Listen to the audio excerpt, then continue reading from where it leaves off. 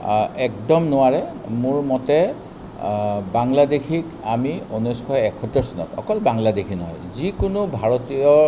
নাগৰিকৰ বাহিৰে অন্য দেশৰ বিদেশী নাগৰিকে অসম ভূমিত 1971 চনৰ 24 মাৰ্চৰ পাছত যদি অবৈধভাৱে আহিছে তেখেতসকলক তাৎক্ষণিকভাৱে গ্ৰেপ্তাৰ কৰি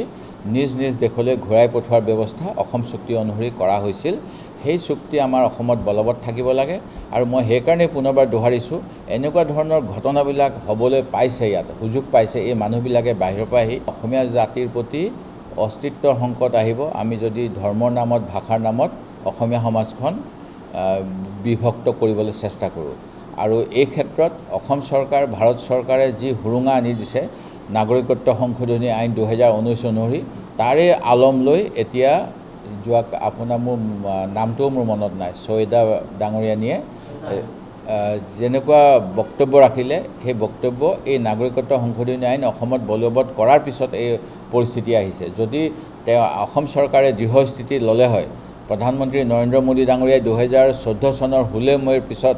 অসমৰ পৰা বাংলাদেশীয়ে তালি টোপোলা বান্ধিব লাগিব বুলি যি বক্তব্য আগবঢ়াইছিল গুৱাহাটীৰ জজ ফিল্ডত সেই কথা যদি তেওঁলোকে আখৰে আখৰে যোৱা 10 বছৰত ৰাখিবলৈ চেষ্টা কৰিলে হয় এই পৰিস্থিতিৰ অসমৰ সন্মুখীন নহ'ল হয় আৰু বাতৰি কাকতত এনেকুৱা বাতৰি আমি পঢ়িবলৈ নাপালোঁ হয় ইয়াৰ বাবে মই অসম চৰকাৰকো দায়ী কৰোঁ ভাৰত চৰকাৰক দায়ী কৰোঁ আৰু লগতে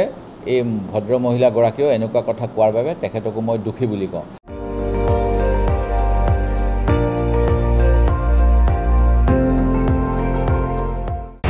আপুনি চাই আছে ND24 সৰ্বশ্ৰেষ্ঠ নহয় সৰ্বোত্তমৰ দৌৰ